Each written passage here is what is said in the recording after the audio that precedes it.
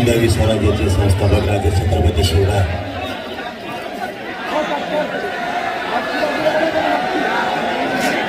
छत्रपती शिवरायांच्या पादस्पर्शानं पवित्र झालेली पावन झालेली ही सातारा राजधानी भूमी आणि सातारा जिल्ह्यातील जमलेल्या माझ्या तमाम मराठा बांधवांना माझा मानाचा जय शिवराय.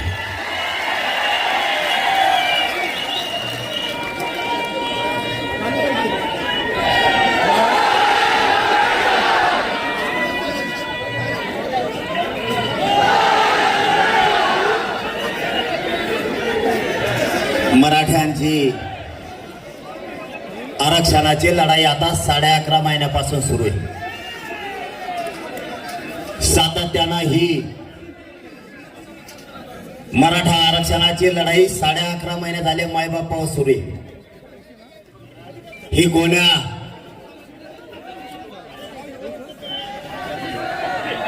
मोठ्या लोकांसाठी लढाई नाहीये. माझ्या मराठा समाजानं गरजवंत असणाऱ्या गरीब मराठ्यांसाठी ही लढाई उभा केलेली.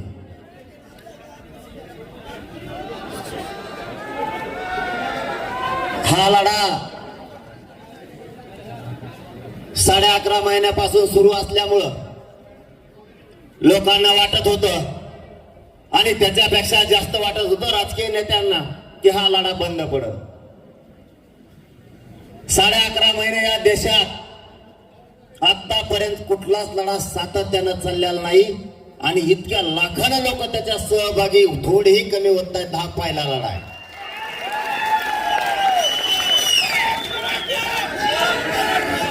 सगळ्यांनी ताकद लावली. हा लढा बंद कसा पडल, कारण ही लढाई गरिबांना न्याय देणारी होती. मी थोडंच बोलणार आहे. माझा अंग थरथर कापते, कारण माझ्या कमरात अंगात सगळ्या चमका निघतात. माझा त्या उपोषणामुळे या शेवटच्या उपोषणामुळे लय हाल झाले. पण मी माझ्या मराठ्यांना उघडं पडून द्यायचं नाही म्हणून जीवाचे बाजी लावून पुन्हा मैदानात उभा राहिलेले.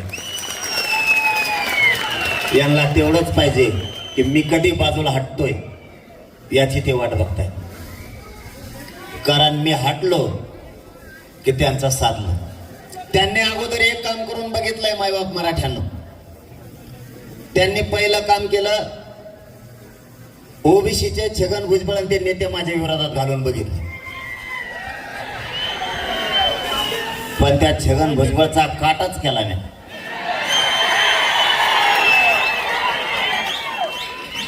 मग त्याला जोडीला आणखीन 10-15 नेते दिले,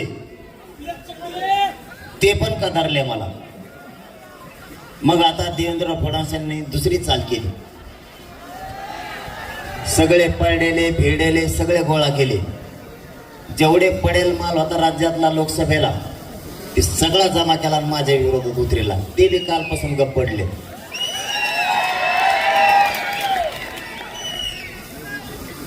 माझी फक्त मराठ्यांना या सातारा राजधानी नगरीतून महाराष्ट्रातल्या मराठ्यांना आव्हान, जर मराठा समाजाला न्याय द्यायचा असला तर तुम्हाला घराच्या बाहेर पडावं लागणार आहे. तुम्हाला जर राजकीय नेत्यांचा दबाव घ्यायचा असला, काय चाललं तुमचं दोघांचं? कमून काय चाललंय की तुमचं दोघांचं फाईट? आरक्षण वाटप आहे का? जाऊन द्या, मी आहे ना, सगळ्यालाच हात घेतो मी आरक्षणात. याच्यात काय कामाचं आला?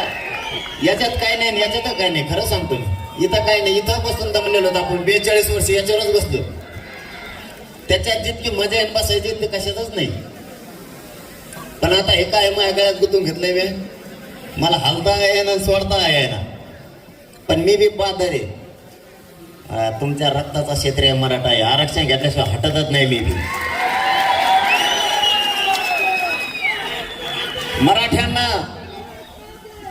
मराठ्यांना एक काम करावं लागणार आहे.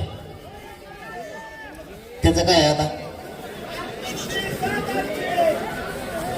ए काय बोल त्याची. अरे मग भेटू ना आपण, मी मुक्कामाला आहे ना तुमच्या इथं. स्पेशल भेटायला जाऊ दे, तो नोंद बी काढून देतो मी.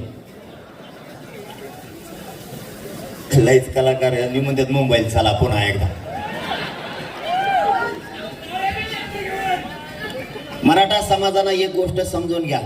मला या महाराष्ट्रातल्या मराठ्यांना सांगायचंय आणि सातारा जिल्ह्यातल्या पण, तुमच्या पुढं संकट उभं आहे. राजकीय नेते दबाव आणतील. तुम्ही जर दबावाला भेलात, तुमच्या लेकराचं आयुष्याचं तुम्ही वाटोळं केलं, तुम्ही त्याचं ऐकलं, तुमचे लेकरं बर्बाद झाले म्हणून समजा. त्याचे लेकरं तुम्ही मोठे केलेत, त्याला काहीच फरक पडत नाही. आता तुम्ही असलात काय नसलात काय, पण तुमचे लेकरं तुम्हाला आयुष्यभर माफ करणार नाही. मला माझी लढायची पद्धत अशी आहे, 10 लोक असले तरी मी लढतो, 10 लाख असले तरी पण लढतो. कारण लोकांनी माझ्याकडून अपेक्षा ठेवल्या. मी ज्यावेळेस चलतो, ज्यावेळेस एखाद्या रस्त्यावरून जातो, मी साताराकरांशी लय महत्वाचा विषय शेअर करतोय, जे मी कुठंच बोललो नसेल हे सांगायला लागलो. की रस्त्यानं चलत असताना मला लेकरं सांगतात, आमचं भविष्य तुमच्या हातावर आहे, तुम्ही मागं हटू नका. मला फक्त तेवढा शब्द मागं सरकू देत नाहीये. माता मावल्या ज्यावेळेस भेटतात त्याही सांगतात, आमच्या कुटुंबावर जितका आमचा विश्वास आहे तितकाच तुमच्यावरती सुद्धा विश्वास आहे. फक्त आता आरक्षण घेतल्याशिवाय मागे सरकायचं नाही. म्हणून या राजधानी सातारा नगरीतून माझं आव्हान आहे, तुम्ही राजकीय नेत्यांनी जर दबाव आणला तर घरात बसू नका. तुम्ही जर घरात बसले, आरक्षण गेलं म्हणून समजा, पुन्हा आरक्षण हे शब्द तोंडावर सुद्धा काढू नका. कारण इतकी ताकदीची लढाई पुन्हा नाही उभा होणार. तुम्ही घरी बसून टीव्हीवरती बघू नका. तुम्हाला प्रत्यक्ष मैदानात 1 दिवसासाठी यायचंय सगळ्या मराठ्यांना. तिथून आपली शक्ती नाही दिसणार. तुम्ही बिल्डिंगून बघू नका, तुम्हाला मैदानात यावं लागणार. तुम्ही फ्लॅट मधून डुकून बघू नका. आता तुमचे लेकरं मोठे करायचे असले तर तुम्हाला रस्त्यावर यावं लागणार. जर कोणी एखाद्याच्या दुकानात, कापडाच्या दुकानात किंवा किराणा दुकानात कामाला असेल, त्याला त्याचे लेकरं मोठे करायचे, त्याला 1 दिवस कामाला जाऊन नाही चालणार.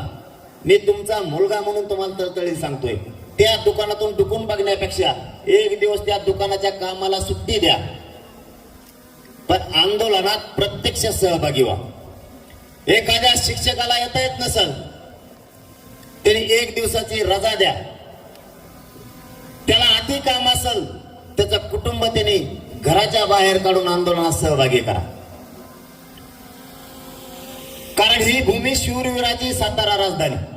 म्हणून महाराष्ट्रातल्या मराठ्यांना इथून सांगतोय मी, तुम्हाला घराच्या बाहेर यावं लागणार आहे. एखादा वकील असेल, एखादा डॉक्टर असेल, त्याला काम सोडावं लागणार आहे. कारण त्याचा मुलगा डॉक्टर पुन्हा होणार नाही, कारण आरक्षणाशिवाय पर्याय नाही. शिक्षकाचा मुलगा पुन्हा शिक्षक नाही होणार, त्यासाठी त्याला आरक्षण आवश्यक आहे. घराघरातल्या लोकांना बाहेर पडावं लागणार आहे. व्यवसाय करणाऱ्या मराठ्यांना 1 दिवस व्यवसाय बंद करून बाहेर यावं लागणार. पट्टा आण रे इकडं. घराच्या बाहेर पडल्याशिवाय तुम्हाला न्याय नाहीये. उद्योग करणारा मराठा असू द्या किंवा शेती कसणारा मराठा असू द्या, तुम्हाला शेतीतले काम 1 दिवस सोडावे लागणार आहे. त्याशिवाय तुम्हाला आरक्षण मिळणार नाही. ज्यांना आरक्षण आहे ते ताकदीने लढायला लागले, तर तुमच्या लेकराचं काय? सगळ्या क्षेत्रातल्या मराठ्यांना आता विचार करण्याची वेळ आली. संकटाने मराठ्याला घेरलं विसरू नका. काय करायला? तसं का लोट येतो मग दम्माने होऊन दे.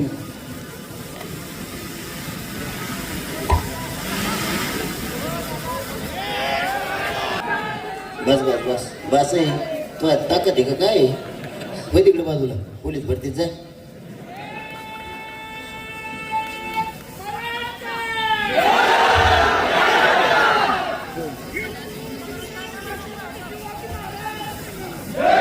आपल्या पुढं संकट उभा केले.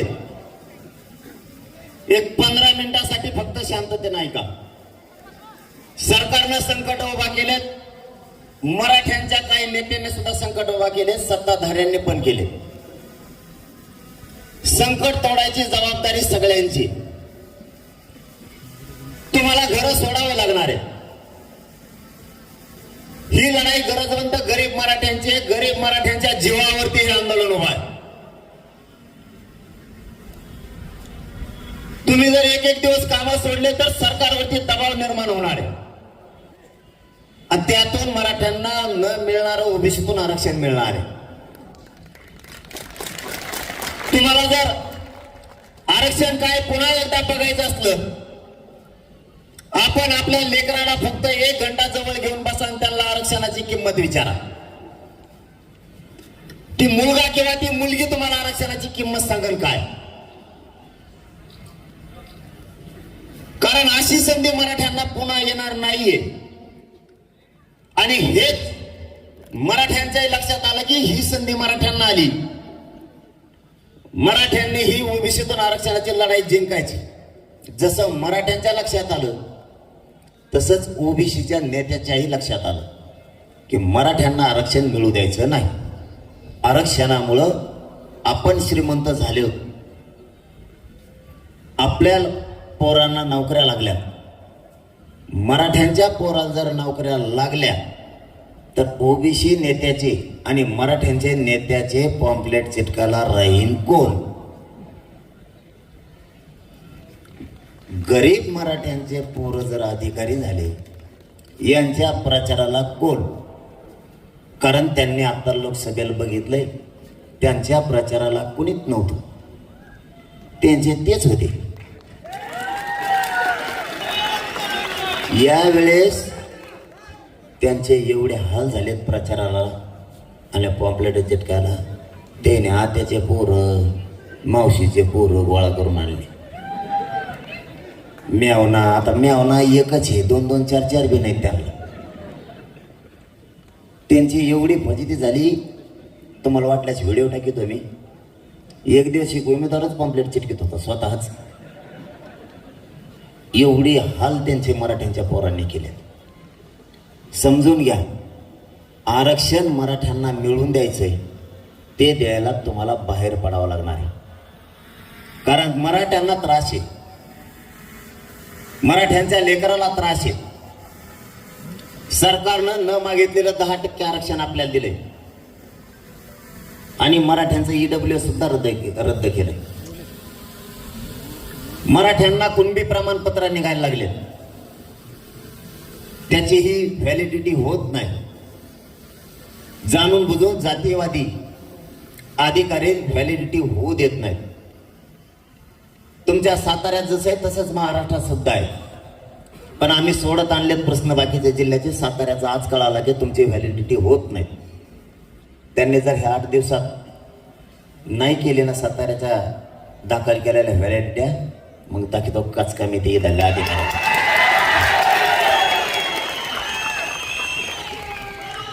तुम्ही फक्त सगळे घराच्या बाहेर पडायचं शिका. त्याचं कारण सांगतो. संकट खूप आहेत हे सापडी ते सांग. आणि मायामाग असे लागले ते सत्ताधारी विरोधक दोघं. परत काही संघटनेचे मराठीचे लोक फोडले. त्यांना पत्रकार परिषद घ्यायला लावतात माझ्या विरोधात. काही समन्वयक फोडलेत. ते समन्वयक पदच कुठून आणलंय कुणी आणलंय काय माहीत. यांच्या दुकानं बंद पाडल्यामुळे हे काय मला नीट खाऊन द्यायला आणि मला काय खायला लागत नाही. मला पैसे लागत नाही तर सरकारचं पद बी लागत नाही. आणि मग यांचं दुकानं 1 वर्ष झालं पुऱ्या बंद आहेत. मग हे आता एक फुटायला लागले. फोडायचं काम दरेकर करायला लागलाय. ही मावशी ती फोडायचं काम करते. याला आकली कशा नाही तर बाबा, गोरगरीब लेकरांचं कल्याण होणार आहे, आपलं राजकारण दुसऱ्याच यात करू. खूप कारण आहेत ना राजकारण करायला. गोरगरिबाच्या लेकराच्या याच्यात कशाला? हे फक्त सांग सापडी देत, फक्त सांग. मी करतो मी खाली मुंडकच करणार आहे, तुम्ही नका टेन्शन घ्या.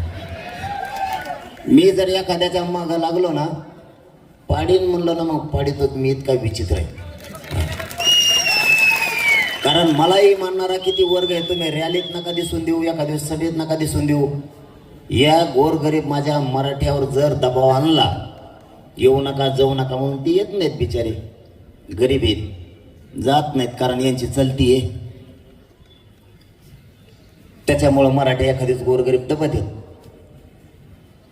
हे मला गरिबांपासून किंवा गरिबाला कार्यक्रमाला येण्यापासून रोखतील, पण मी मराठ्यांच्या मनामनात बसलोय, ते कसं काढणार?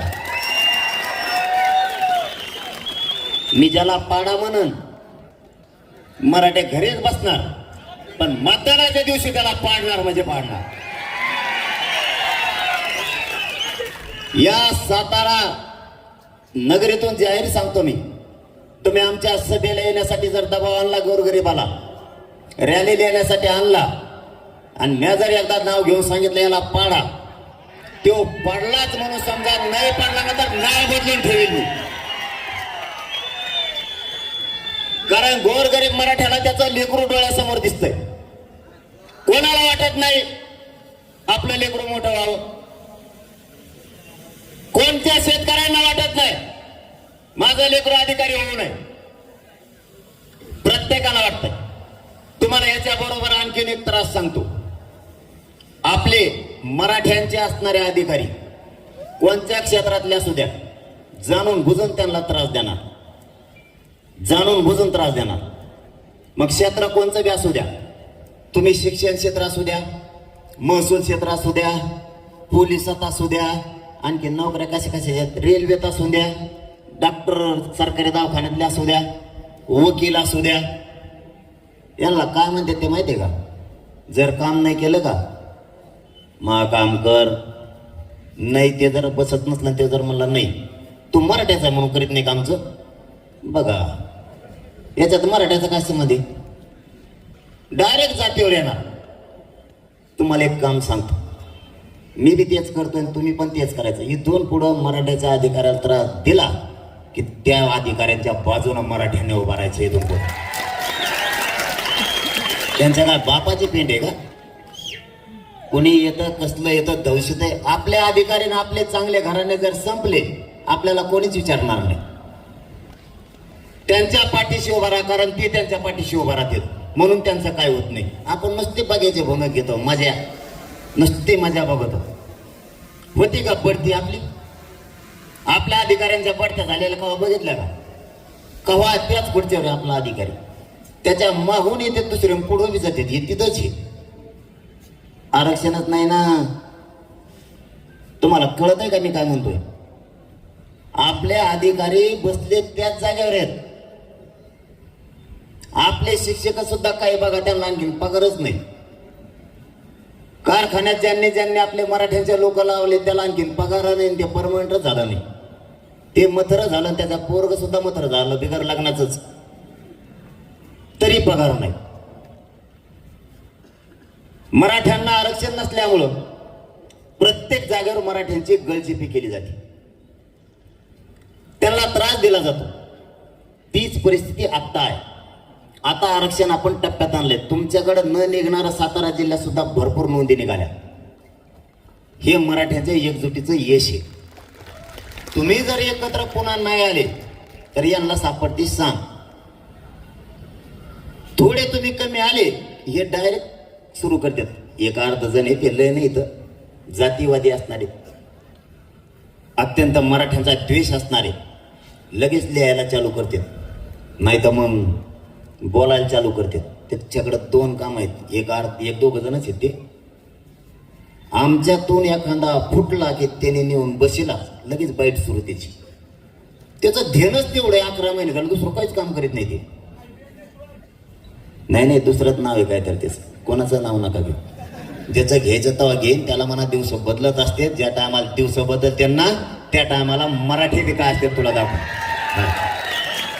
आज देवेंद्र फडणवीसने सांगितलं असेल तुला असं मन म्हणून, पण देवेंद्र फडणवीसला बी त्याच्या संग आता एक दस्तीने 2-2, 3-3 दस्त्या रुमाल आहेत खिशात घाम पुसायला. कारण मनोज जरांगेला खेटायचं आणि ही लढाई गोरगरिबाची. पाणीच पाहिजे तेव्हाच गप्प बसेल, त्याशिवाय गप्प नाही बसणार. त्यांनी काय केलं, उलशी काय झालं लगेच हिनवायचं मराठ्यांना. मराठी येत नाही, आता आंदोलन गुंडाळायच्या मागे दिसतंय, आंदोलन संपलं. अरे मी शेतकऱ्याचं पोरग आहे, मी आत्ता पण बांधावर बसून भाकर खातो. आत्ता पण मला लोक असले काय नसले काय, मी विडा काय उचललाय मराठ्यांना आरक्षण मिळून द्यायचं. 100 लोक असलं तरी मी सभा घेणार, रॅली घेणार, आणि 10 लाख असले तरी घेणार. आणि कुणीच नसलं तरी मी एकटा लढणार, कारण माझ्याजवळ शक्ती आहे, एक माझ्याजवळ हत्यार आहे, आमरण उपोषण. याच्यावर सगळ्याला आड उभं पाडतो मी, लढणारच आहे ना. तरी पण तू कमी स्वप्न बघू, तू उगाच बंदच झालं, चालू झालं, आता काही खरंच नाही राहिलं. तुला कोणी सांगितलं खरं राहिलं की नाही आमचं? काही कामात असते मराठी, असं जोडायला नाही जमत का? काही पूर आलं, संकट आलं म्हणून नसतं आले, असं जमत नाही का? सांगायला वेगळंच सांगशील. अरे किती खाणार सरकारचं, किती बोलणार? त्याने मराठी हटणार नाहीत, मी तर कवाच नाही. आता मला सांगा, मी सलाईन काढली परवा आणि आता लावलाय कमराला बेल्ट. बेल्ट लावून लढतोय म्हणल्यावर मी हटन का? त्याला एवढी अक्कल पाहिजे.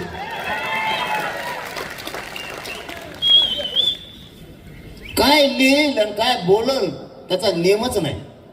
मला तुम्हाला फक्त या साताऱ्याच्या राजधानीतून महाराष्ट्रातल्या मराठ्यांना सांगायचंय, तुम्ही नाही आले की यांना सांग सापडते. हे मराठ्यांना हिनवायला, अपमानास्पद बोलायला चालू करते. तुमचं एक दिवस काम बंद झाल्यानं काही वाटलं नाही होणार. शेतकरी मराठ्यांपासून नोकरदार मराठा, व्यावसायिक मराठे सगळे बाहेर पडत जा आणि उगाच बिल्डिंग डुकून बघू नका. त्या शायनिंग मध्ये जगायचे दिवस नाहीत आता. लेकरं मोठे करावे लागणार नाही. तर वरच्या ताळावर बसला का लेकरा सगळं काय वरच्या ताळावरच राहशील सुशिक्षित बेकार म्हणून. खालच्या ताळावर यायचं शिका आणि खालच्या ताळावर रस्त्यावर यायचं शिका. तेव्हा आपल्या लेकराच्या अंगावरती आयस दर्जाची वर्दी दिसणार आहे, तर तुमची शान वाढणार आहे. घरात बसून काय नाही होणार. सगळे मराठे घराच्या बाहेर पडत जा. एक दिवस तुमचा रिक्षा आणता रिक्षा बंद करा, तुमचा ट्रॅक्टर बंद करा, टेम्पो बंद करा, ट्रक बंद करा. नोकरीला जाणाऱ्यांना एक दिवस नोकरीला जाऊ नका, एक दिवसाची रजा द्या. कंपनीत कामाला जाणाऱ्या पोराने एक दिवस कंपनीत जाऊ नका. कंपनीच्या मालकानं सुद्धा एक दिवस बाहेर पडावं. त्याला लागत नसल पण खेड्या पाड्यात त्याचा कोणीतरी पाहुणा नातलग असणार आहे, त्याच्या कामाला येईल. कोणाच्या तरी चुलते, कोणाच्या तरी काकेत, त्यांच्या कामाला येईल. काही आजोबा आजी बोलतायत की माझ्या कामाला नाही आलं तर माझ्या नातवाच्या कामाला येईल. हे आरक्षण कोणाच्या ना कोणाचं तरी भविष्य घडवणार आहे, कोणाच्या ना कोणाच्या तरी पिढीचं कल्याण होणार आहे, कोणाची तरी मुलगी डॉक्टर इंजिनियर होणार आहे, कोणाचा तरी मुलगा IAS IPS दर्जाचा अधिकारी बनणार आहे. या कामासाठी आरक्षण लागतंय. तुम्ही जर शेतात बसून मोबाईलवरच काय सभा चालली बघितली तर त्याची धग सरकारला कळणार नाहीये. तुम्ही घरी बसून, तुमच्या फ्लॅटवर बसून, तुमच्या बंगल्यात रूमवर बसून तुम्ही जर आंदोलनात टीव्हीवर बघितले तर सरकारला मराठ्यांच्या आंदोलनाची धग कळणार नाही, मराठ्यांचा आक्रोश लक्षात येणार नाही. मराठ्यांनी चुकीचं पाऊल पडू देऊ नका. यांना बोलायला संधी देऊ नका. मी तळतळीने या राजधानी साताऱ्यातून महाराष्ट्रातल्या मराठा समाजाच्या पायाला हात लावून सांगतो, सगळ्यांनी घराच्या बाहेर पडा. घर सोडल्याशिवाय, आंदोलनात सहभागी झाल्याशिवाय मराठ्यांना आरक्षण मिळणार नाही किंवा हे मिळू देणार नाही. यांना मी जिरीस आणलंय. यांनी मला उघडं पाडायचं ठरवलंय. सगळ्या टोळ्या यांनी माझ्या विरोधात उभा केल्या. या टोळ्या जर आपल्याला मोडायच्या असल्या तर तुम्हाला आणि आम्हाला रस्त्यावर यावं लागणार. कारण हे एकाकी झुंज मी 11.5 महिन्यापासून देतो. आता या लढ्याला 1 वर्ष 29 ऑगस्टला पूर्ण होईल. हा देशातला सगळ्यात मोठा लढा असणार आहे. 1 वर्ष मराठ्यांचा सातत्याला लढा चालला आणि तितकेच लाखाने लोक त्याच्यात सहभागी आहेत. ही देशातला सगळ्यात मोठा लढा आहे आणि या लढ्याला यश सुद्धा मिळालं. फक्त सगळ्या सोयरीची अंमलबजावणी राहील. ती अंमलबजावणी घेतल्याशिवाय मराठ्यांनी मागं हटायचं नाही. यांच्या टोळ्याला मी भेट नाही, तुम्ही काळजी करू नका. छगन भुजबळच्या माध्यमातून एक टोळी, ते तर 15-1 दिवस झाला कुंकड गेला आणि कुंकड नाही, काय करतोय काय नाही. त्यांनी 10-15 तयार केले टोळी मुकादम. तो बी गप पडला. त्याला सोलापूरच्या याच्यात आणलं होतं बघा कुणीतरी, देवेंद्र फडणवीस साहेबांच्या मतदारसंघात. त्याला ज्या ज्या मतदारसंघात नेते ना त्या मतदारसंघातल्या आमदाराला मराठ्यांनी पाडायचं म्हणजे पाडायचं. सगळ्यात जास्त वाटलं त्यांनी मराठ्यांचं केलंय. अशा 7-8 टोळ्या उभा केल्या आणि सगळ्यांनी मला घेरले. आमच्या तिकडे येऊ दे ना, येणार आहे ना.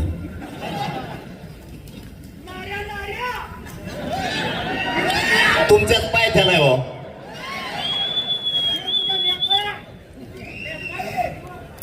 ते एकदाच बोलत येतात. मी कचा बोलायला लागलं की बंद करते.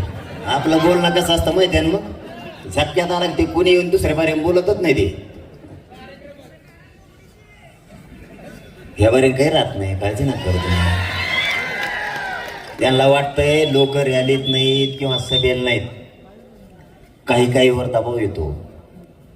गरीब माणसं असतात आपले. काही गरीब असले तरी कोणालाच मोजीत नाहीत.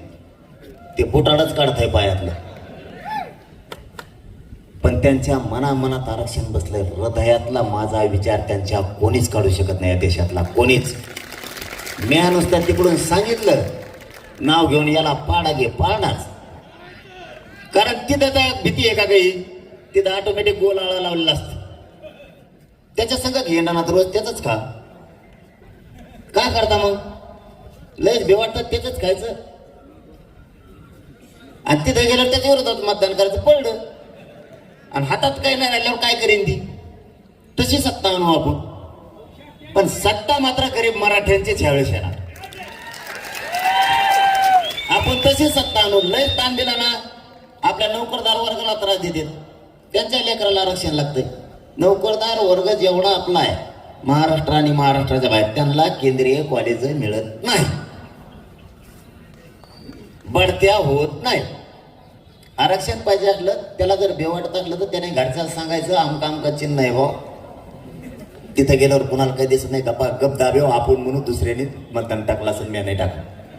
आणि सगळ्यांना तसंच ढकलायचं एकामेकावर. त्याला म्हणायचं मी तुम्हालाच केलं पण ते नसन केलं. मी रोज तुमच्या संघ म्हणायचं. आमच्या बीडकड तिकडं मराठवाड्यात तुमच्या इकडं बी तेच मोजामोजी चालू आहे सध्या. ते नसते म्हणतात मला तुम्ही इतके जण व्यासपीठावर होतात कसं काय पडवर मी. ते म्हणला मी केलं पण त्यांनी काय माहित केलं की नव्हतं. नुसते एकामेकावर ढकली देत. ते म्हणते जाऊ दे आता बेरेज लावण्यापेक्षा पडत आहेच मी. आता कुठं तो आहे ना ते लागतो. हीच भूमिका महाराष्ट्रात 288 होणार आहे. पाडायचे म्हणजे पाडायचे, सोडायचे नाही. किती त्रास देतात बघू. आणि एकदा त्याच्या संघाला सगळ्या पाहुण्यांना आपण फोन करून सांगा, सगळ्या मित्राला फोन करून सांगा आतापासून तयारी सुरू ठेवा. जर आपले उभा करायचे ठरले तर 100% मराठ्यांनी मतदान करायचं. 100%. ज्याला लय भेवाटतं नेत्याचं त्यांनी त्याच्याच संघ राहा. पण मतदान करायच्या दिवशी जो आपला उमेदवार आहे, मराठ्यांची शान वायाला जाऊ देऊ नका. मराठ्यांची शक्ती वाढली पाहिजे. इतका ताकदीनं मतदान करा ना, पुढचा म्हणला पाहिजे इतकी माझ्यासंग गर्दी होती मी पडलोच कसा. बाकीचे आमच्या तिकडे बी 25-25 वर्ष न पडलेले पडलेत बरं का, पडले का नाही. आणि तुमच्या पश्चिम महाराष्ट्रातल्याने बऱ्याच जणांनी मदत घेतली, पण ते आता बदलले. ते बी आता बदललेत, नाही तर त्यांनी सुद्धा मदत घेतलेली. आता त्यांना पक्ष मोठा वाटायला लागला तुमच्या पश्चिम महाराष्ट्रातल्या काही लोकांना. त्यांना गरीब मराठे मोठे नाही वाटायला लागले. त्यांनी उभा केलेले पडू आता विधानसभेला. काय करता मग आता. पण तुम्हाला पश्चिम महाराष्ट्रात, विदर्भात, मराठवाड्यात आणि खानदेशात 100% सीट पडलेले दिसते ना. शब्द आहे माझा सातारा नगरी. मुंबई नाव का नाही घेतलं तर मुंबई सेटिंग लावणं सुरू आहे आमचं तच असतं. कारण मुंबईत हा बघ मोगाव का पाण्यात नसतं. आपण जिथं ताकद आहे तिथंच बोलावं, बळच कोणाला आव्हान नाही. महाराष्ट्रातून मुंबईत गेलेले कोणत्या मतदारसंघात किती गेलेले हे बघणं चालू आहे आमचं. जर बरंच असलं तर सीट उभा करायचं आणि बरंच नसलं तर निर्णायक ठेवायचं, पाडायला मोकळे. आणि प्रत्येक मतदारसंघात मुंबईच्या 20-30 हजार आपले नमुने गेलेले आणि त्याच्यात परत मुसलमान आपल्या जोडीला आहे. मी जर इकडून पाडा म्हणलं ते तिकडून मध्ये पाडू, असं जोड जमणार देवा. आता मुसलमान मला भेटले ते मध्ये पाटील एवढी बार पाडू म्हणलं, पाडू तो पाडू मग जमली काय नुसती पाडापाडीच. तुम्हाला मुंबईत सुद्धा कार्यक्रम लावलेला दाखवतो, फक्त 1 महिना वेळ द्या मला, कारण लोक आतून पेरलेले. आपण गेले हुशार येत वय. इकडं कार्यक्रम लागला त्यांचा मराठवाड्यात, पश्चिम महाराष्ट्रात, विदर्भात त्यांनी लोड घ्यायचाच नाही. कुणबी मराठे सरळ सांगतात, आम्ही कुणबी जरी असलो तरी मराठे. कुणबी म्हणजे शेती कसणारे, प्रत्येक मराठा हा शेतकरी. त्यामुळे विदर्भातले बी आता खवळून उठले, ते बी ऐकत नाहीत. आणि असा मतदारसंघ नाही या राज्यात की तिथं 50,000 मराठ्यांचं मतदान नाही. 50,000 लीड तोडणं सोपं आहे का. आणि मग मी काय सांगितलं आता, आणि मग काय आणतोय आता पट्टा लावून दबाव कसा का मग. आता लय झालं ती एकदा मोबाईल चक्कर मारून येऊ बा, एक लय झालं ती एक चक्कर मारू. काय करता मग आता नसलेलं ऐकत तर. मराठे सगळे एक झालेत आता. गिरीश महाजनांच्या मतदारसंघात 1,36,000 नुसते मराठी. ये बरं म्हणा कस काय निवडून येत होती.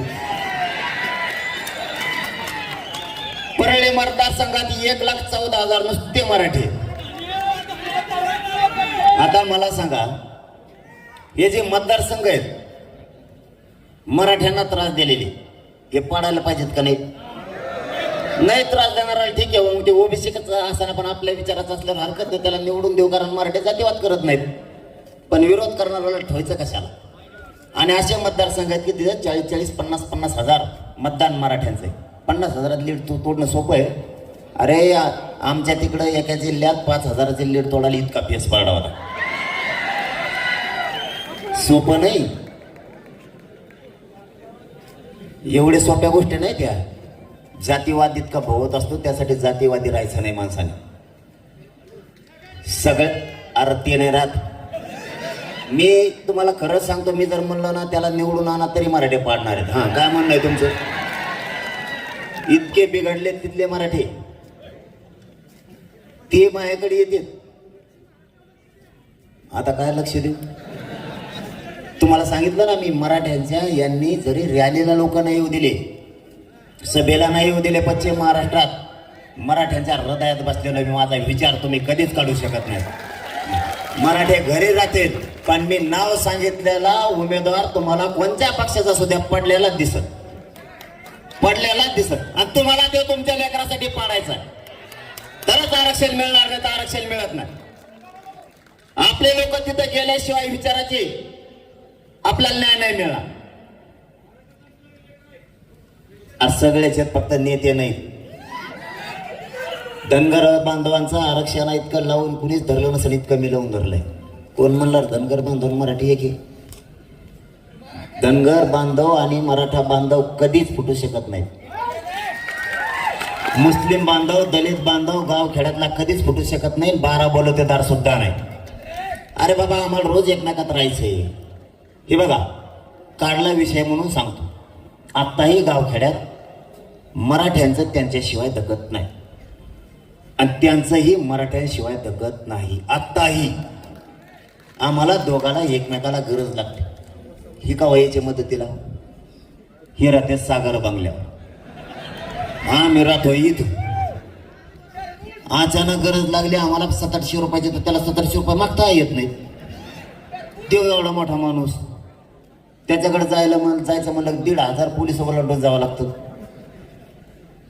किंवा मराठ्याला जर 500 रुपये लागले तर आम्हाला धनगराला नाही तर मुसलमान नाही तर दलिताला मागायचे. किंवा 12 बोलवतेदारांना, मुस्लिमांना, धनगरांना पैसे लागले तर त्यांनी मराठ्याला मागायचे किंवा मराठ्यांनी त्यांना मागायचं. आमचं दखतच नाही. चहा प्यायला जरी बसलो तरी आमचं दखत नाही. आम्हाला रोज एकमेकाच्या तोंड बघायला लागते. आमच्या सुखादुखात आम्हाला एकमेकाच्या राहावं लागतं. तुमच्या नादी लागून आमचं भागणार नाही. आणि मराठ्यांच्या लक्षात आलं, ओबीसींच्या लक्षात आलं.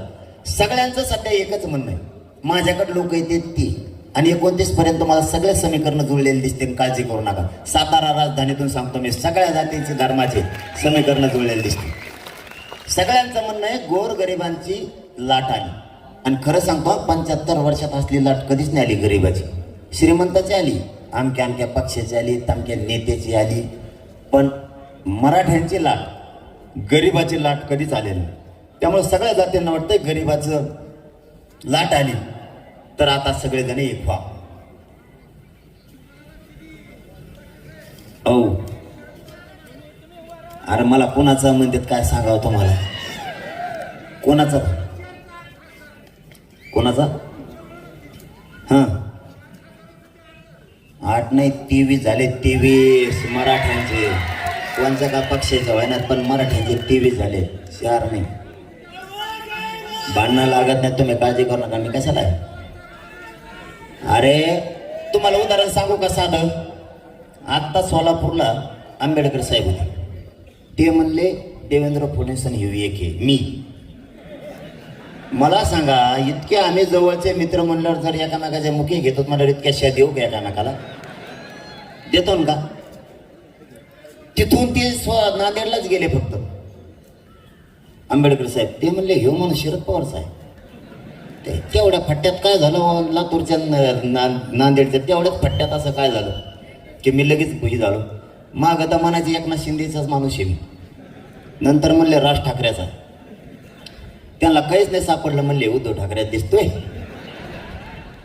मग उद्धव ठाकरे नाही सापडला, ते म्हणले बहुतेक काँग्रेस हात दिसतो याच्या मागं. अरे यांच्या लक्षातच आहे ना, मी माणूस आहे मराठ्यांचा, माझा मालक फक्त मराठा आहे. मग मी जर त्यांचा असतो लोकांच्या गाडीत बसलो असतो. मला बसायला लोकांचीच गाडी. तुम्हाला खरं सांगू का, या राजधानी साताऱ्यात नाही मागच्या वेळेस खोटं बोललं नव्हतं ना, आत्ताही नाही बोलत. जर मला ज्या गाड्यातल्या लोकांनी आणलं ते जर मनात घेतलं, याला इथं साताऱ्याला सोडून द्यायचं. तुम्हाला सांगतो, मला अंतरवाली जायला 1 रुपया सुद्धा नाही भाऊ. तुम्ही आहेत तो भाग नाही, समाजाचा भाग नाही, सत्य परिस्थिती सांगतो मी. कारण मी काही कमीतच नाही, माझी संपत्तीच हो मराठा समाज. आणि त्याच्यामुळे त्यांचं काही चलाना मायापाशी. त्यांना वाटतं हे फुटाला बी मॅनेज बी व्हायना, हे फुटत बी नाही, मॅनेज बी होत नाही, म्हणून माया मागं लागले. माया माग का थोडं काम लावलं का देवेंद्र फडणवीस नाही, यासाठी मायाच मागं लावली. इतक्या केशी केल्यात ना. काल परवा दिवशी एक फोन आला, देवेंद्र फडणवीसांनी गेवराच्या PSI ला सांगितलं, तेवढेच जातीवादी मला वाटतं PSI. कशाला PSI जातीत जात पाहिजे? आणि समजा आता तू त्याचं ऐकून 2 महिने करशील ना, त्याच्यानंतर जर आमची सत्ता आली, तो किती फजिती होईल. मग कशाला पाहिजे अधिकाऱ्याला जातात घेत काय आलं पाहिजे त्याला? माझ्या घराला तिने नोटीसच नेऊन चिटकायला लावली. आता काय यायची काय माहिती. माझ्याकडं तर त्या नोटीस इतक्या झाल्यात काय सांग, मला वाचा सुद्धा कटाळा यायला लागला. ते एसटीचं तिकीट काढूनच खेळ झालाय. तिकीट एसटीचं 2 रुपये 2 रुपये 2 रुपये 2 रुपये असं इतक्या झाल्यात. आता मी जाऊच का वा? इतक्या नोटीस झाल्या मी पोलीस स्टेशनला जाऊच का? मला सगळे पोलिस मिळून ना एकदाच उचलून द्या कोणत्या तरी एका जाग्यावर. इतकं कवा हिंडू मी आणि त्या टायमाला आंदोलन, आता आंदोलन सुरू आहे म्हणून गाड्या आहेत. हो माझ्याकडे देवेंद्र फडणवीस साहेब आंदोलन संपलं, गाडी घोडी नसल, मी एसटीनं कवा विरोध केला, मी येत नसतो. त्याच्यामुळे एकदाच मला भरा अँब्युलन्स मध्ये काय तरी सगळीकडे मिळून आणा एकदाच. कारण त्याच्यानंतर जर डावासला तुमचं आंदोलन बंद झाल्यावर हे केशी सगळ्या काढू, मी येत नसतो. आता गाड्या आहेत म्हणून जातो मी, नाही तर मला पोलिसलाच न्यायला यावं लागत आणि सोडायला पोलिसालाच यावं लागत. कारण आपलं तर काहीच नाही, पैसा नाही, पाणी नाही, 7-12 नाही, काहीच नाही. जामीन करणारे सुद्धा कदरले साहेब मला. ते म्हणजे तिथं जावं तर तिकीट आपल्याच पैशाने लावायची, जामीनदार आपणच, 7-12 20 रुपये आपणच द्या, वरून याला याची जायची खर्चीही द्या. परत वाटाने जेवायचं म्हणलं तर याला पुरी भाजी खाऊ बी घालायला लागली. म्हणजे जामीनदार सुद्धा मला कदारले.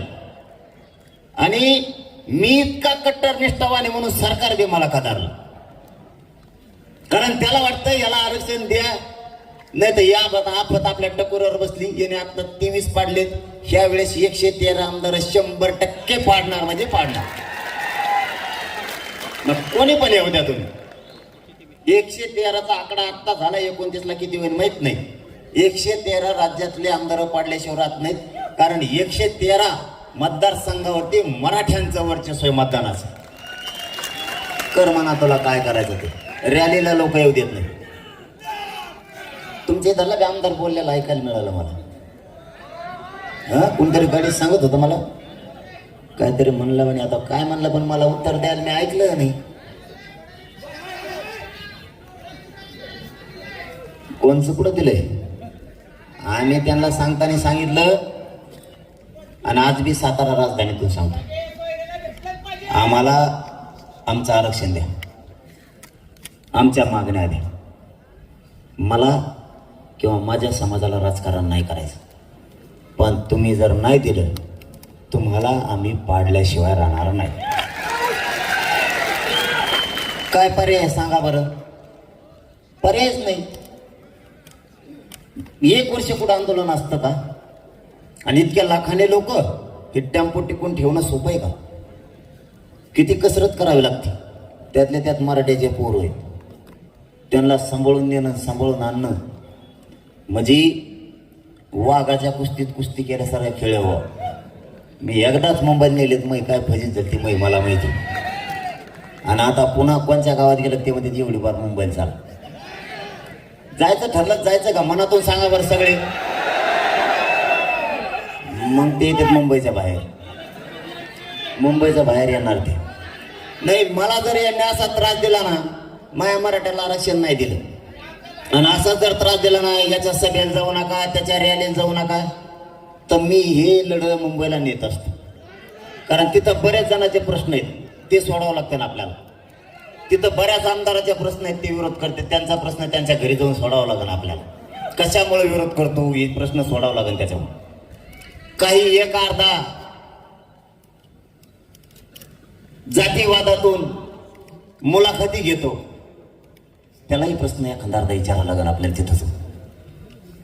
कारण आपल्याला मग नाविलाज हे ऐकत नसतील तर. माझी फक्त तुम्हाला आता शेवटी एक विनंती, माझं दम निघाना, जास्तच कंबर दुखायले. कारण तुम्ही लय संख्येने जमला, मग दुखणं पळून गेलं. कुणाचं? तुमच्या शेजारीच आहे ना इथले इथं. मी संयम धरलाय म्हणूनच मराठ्यांतले आंदोलन यशस्वी केले. नसता इतके लाखान लोक एखाद्याच्या मागं असते ना, ती मला असं दांडके उचला दोपटा. मी माझं स्वप्न आहे, कारण या पवित्र नगरीतून खोटं बोलणे छत्रपती शिवरायाच्या पावन वर्षानं पावन झालेली भूमी.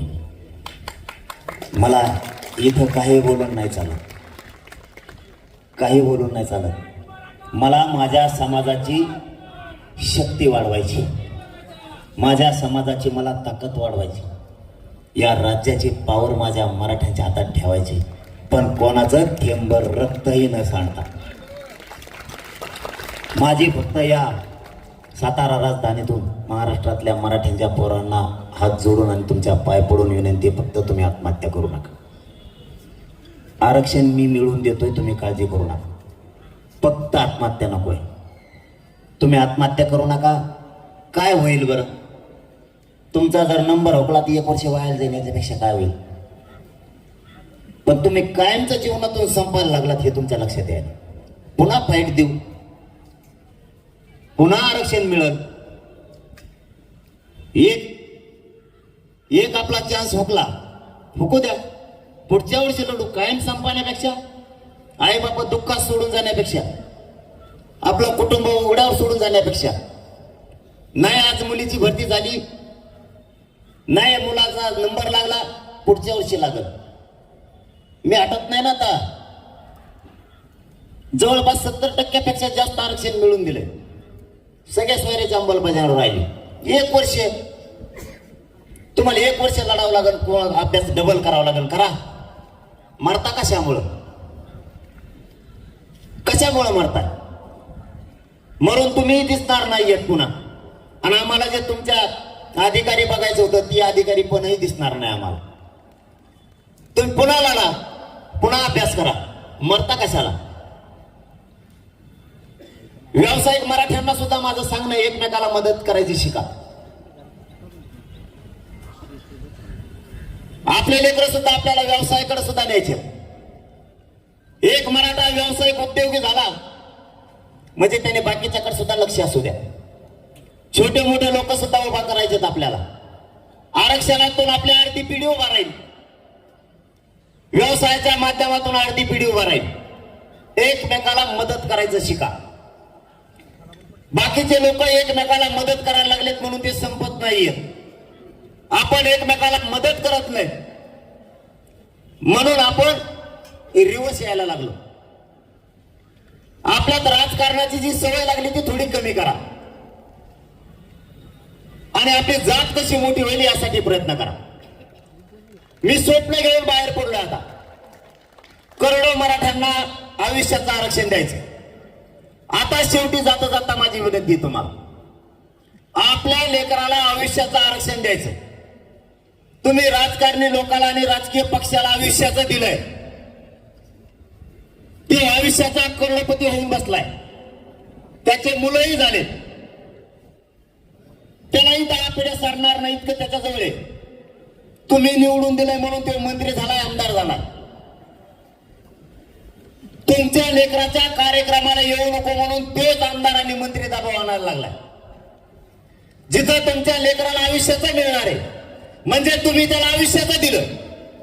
आज तुमच्या लेकराला आयुष्याचं मिळायची वेळ आली तर ते तुमच्या लेकराला आयुष्याचं मिळून द्यायला विरोध करायला लागलेत. तुम्हाला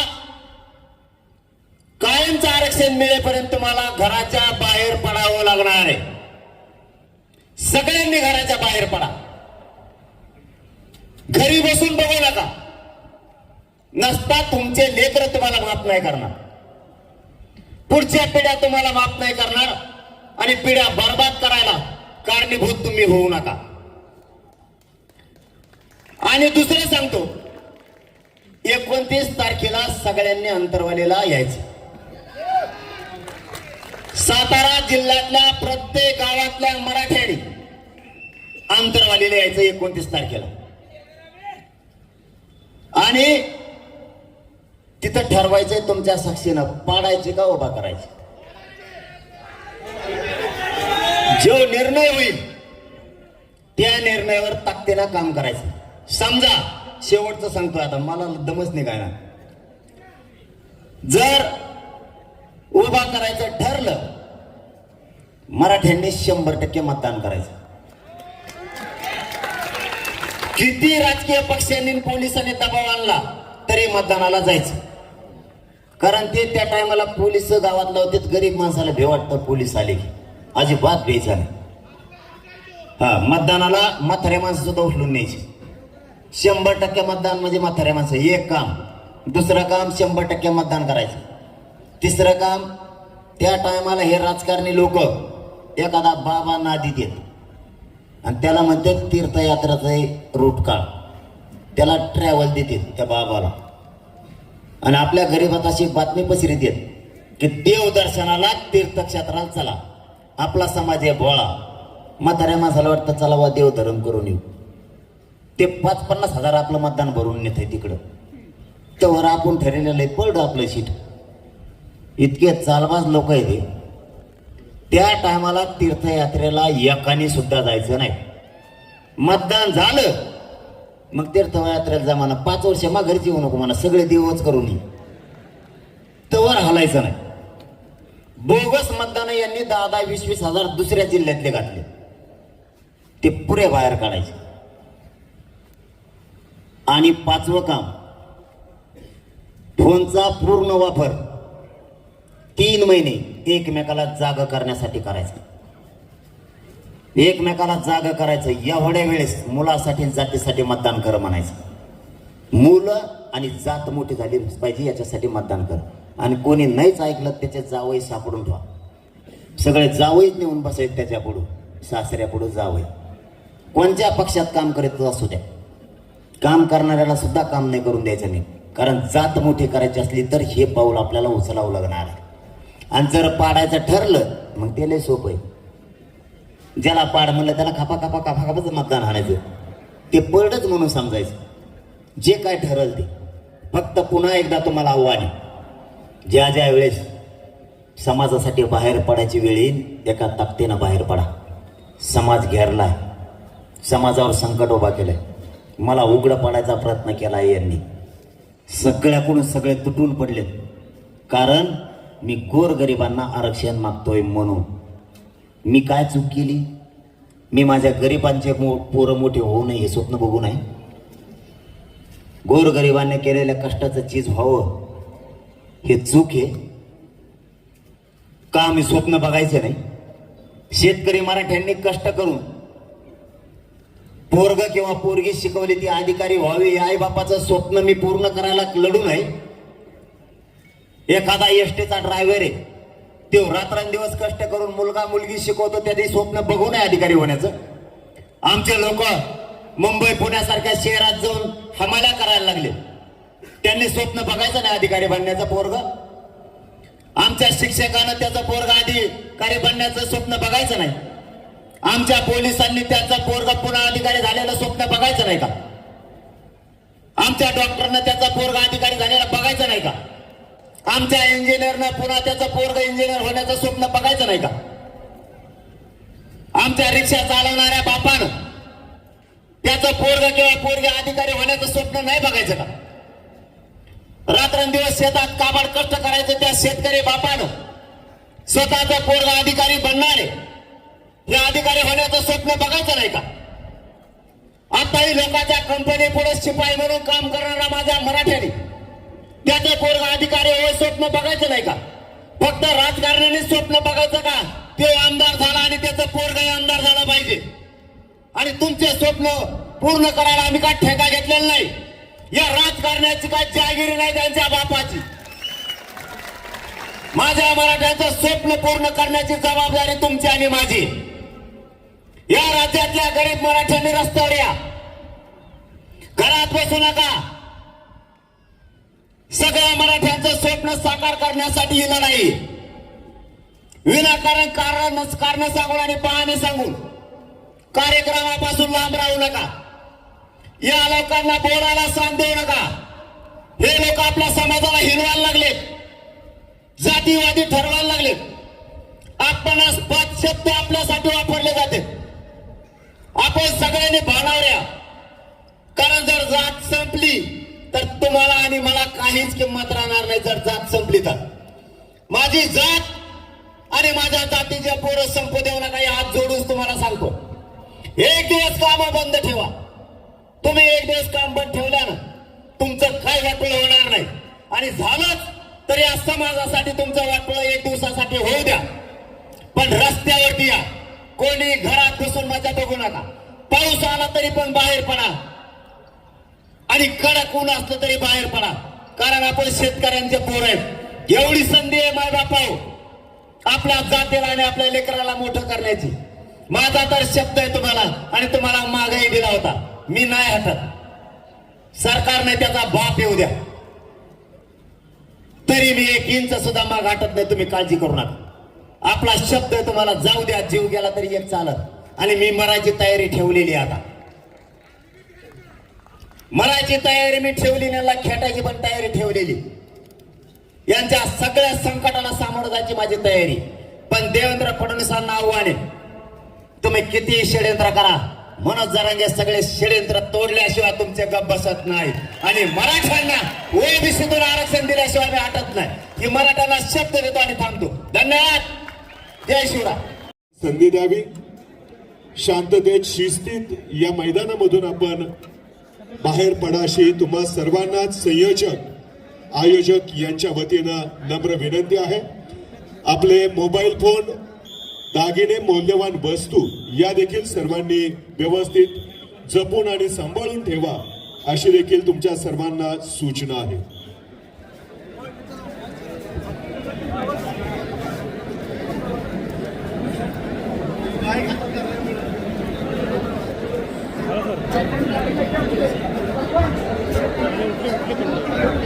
कृपया स्टेज समोरच्या जिन्यासमोरील गर्दी कमी करा. संघर्ष योद्धा मनोज जरांगे पाटील यांना या मैदानामधून बाहेर पडण्यासाठी व्यत्यय आणि अडथळा आणू नका अशी विनंती आहे.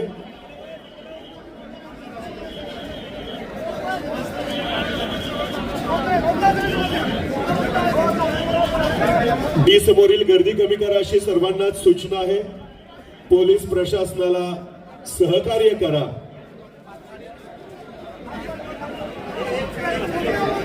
चला, पोलीस दलाच्या वतीनं ज्या सूचना करतायत त्या पद्धतीनं कार्यकर्त्यांनी, संयोजकांनी सहकार्य करावं अशी विनंती आहे.